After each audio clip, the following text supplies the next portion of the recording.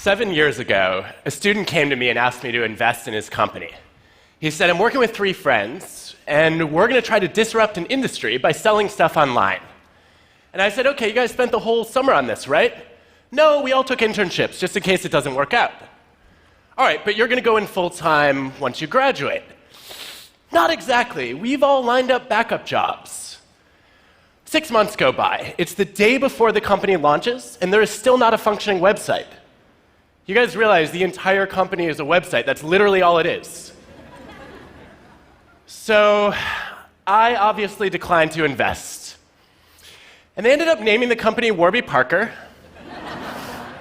They sell glasses online. They were recently recognized as the world's most innovative company and valued at over $1 billion. And now, my wife handles our investments. Why was I so wrong? To find out, I've been studying people that I come to call originals. Originals are nonconformists, people who not only have new ideas, but take action to champion them. They're people who stand out and speak up. Originals drive creativity and change in the world. They're the people you want to bet on, and they look nothing like I expected. I want to show you today 3 things I've learned about recognizing originals and becoming a little bit more like them. So, the first reason that I passed on Warby Parker was they were really slow getting off the ground. Now, you are all intimately familiar with the mind of a procrastinator. Well, I have a confession for you. I'm the opposite. I'm a precrastinator. Yes, that's an actual term. You know that panic you feel a few hours before a big deadline when you haven't done anything yet? I just feel that a few months ahead of time. So this started early. When I was a kid, I took Nintendo games very seriously. I would wake up at 5 a.m., start playing, and not stop until I had mastered them. Eventually, it got so out of hand that a local newspaper came and did a story on the dark side of Nintendo, starring me.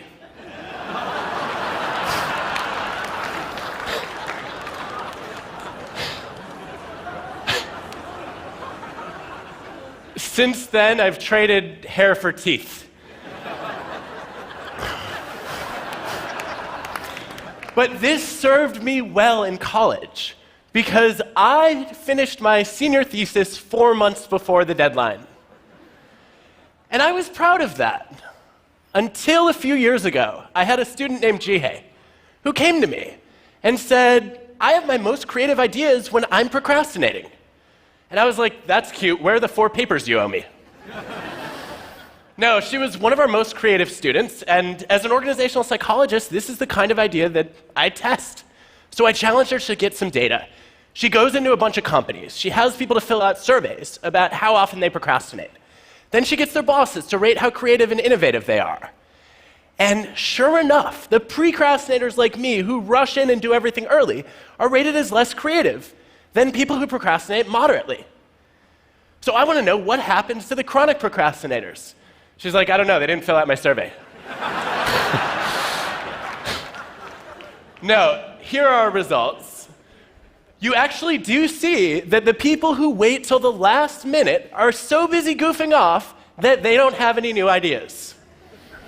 And on the flip side, the people who race in are in such a frenzy of anxiety that they don't have original thoughts either. There's a sweet spot where originals seem to live. Why is this? Maybe original people just have bad work habits. Maybe procrastinating does not cause creativity. To find out, we designed some experiments.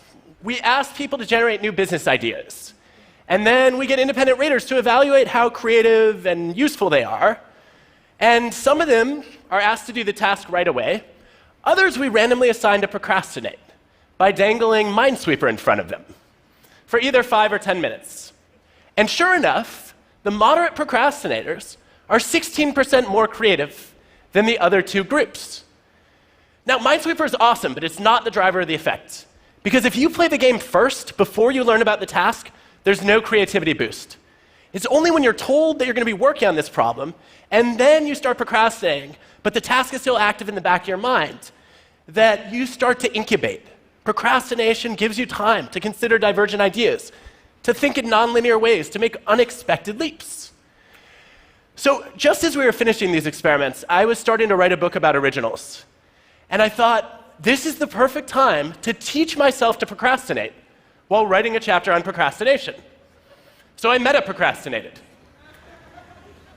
And like any self-respecting precrastinator, I woke up early the next morning and I made a to-do list with steps on how to procrastinate. And then I worked diligently toward my goal of not making progress toward my goal. I started writing the procrastination chapter, and one day I was halfway through, I literally put it away in mid-sentence for months. It was agony. But when I came back to it, I had all sorts of new ideas. As Aaron Sorkin put it, you call it procrastinating, I call it thinking. And along the way, I discovered that a lot of great originals in history were procrastinators. Take Leonardo da Vinci. He toiled on and off for 16 years on the Mona Lisa. He felt like a failure. He wrote as much in his journal. But some of the diversions he took in optics transformed the way that he modeled light and made him into a much better painter. What about Martin Luther King Jr.? The night before the biggest speech of his life, the March on Washington, he was up past 3 a.m. rewriting it. He's sitting in the audience waiting for his turn to go on stage, and he is still scribbling notes and crossing out lines. When he gets on stage, 11 minutes in, he leaves his prepared remarks to utter 4 words that changed the course of history. I have a dream. That was not in the script. By delaying the task of finalizing the speech until the very last minute, he left himself open to the widest range of possible ideas. And because the text wasn't set in stone, he had freedom to improvise. Procrastinating is a vice when it comes to productivity, but it can be a virtue for creativity.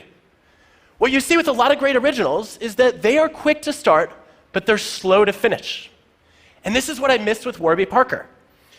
When they were dragging their heels for 6 months, I looked at them and said, you know, a lot of other companies are starting to sell glasses online. They missed the first mover advantage. But what I didn't realize was they were spending all that time trying to figure out how to get people to be comfortable ordering glasses online. And it turns out the first mover advantage is mostly a myth. Look at a classic study of over 50 product categories, comparing the first movers who created the market with the improvers who introduced something different and better. What you see is that the first movers had a failure rate of 47%, compared with only 8% for the improvers. Look at Facebook, waiting to build a social network until after MySpace and Friendster. Look at Google, waiting for years after Alta Vista and Yahoo. It's much easier to improve on somebody else's idea than it is to create something new from scratch. So the lesson I learned is that to be original, you don't have to be first.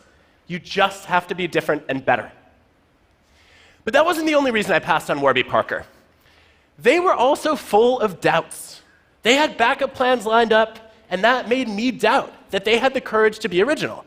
Because I expected that originals would look something like this. Now, on the surface, a lot of original people look confident, but behind the scenes, they feel the same fear and doubt that the rest of us do. They just manage it differently. Let me show you. This is a depiction of how the creative process works for most of us.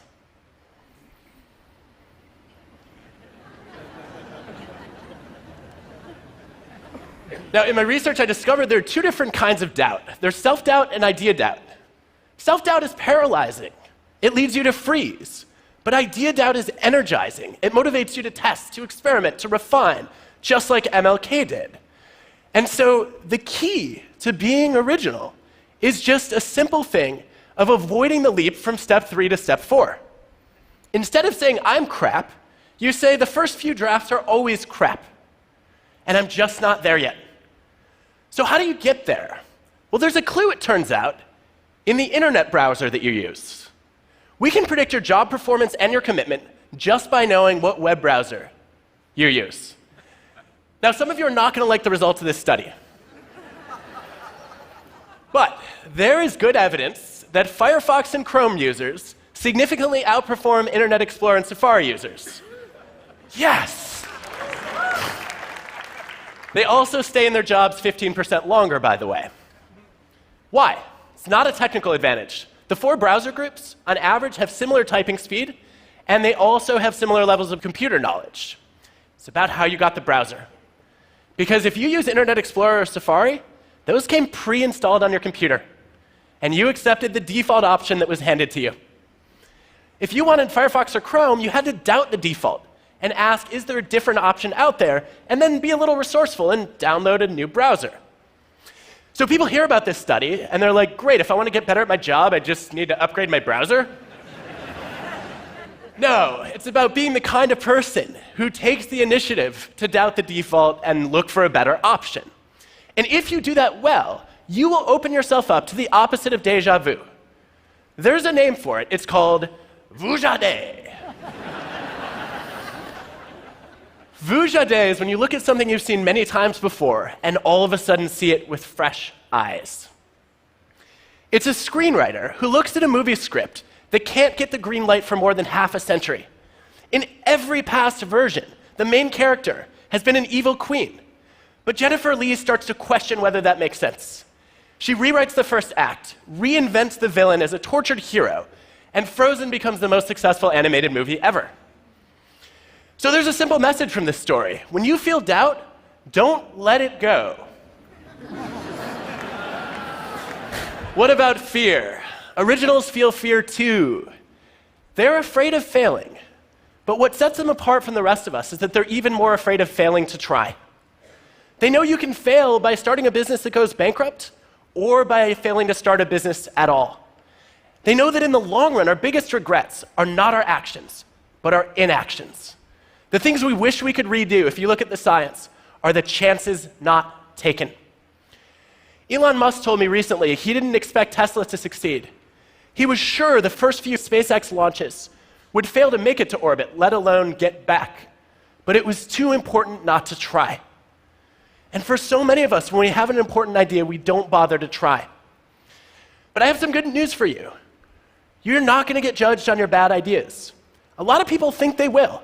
If you look across industries and ask people about their biggest idea, their most important suggestion, 85% of them stayed silent instead of speaking up.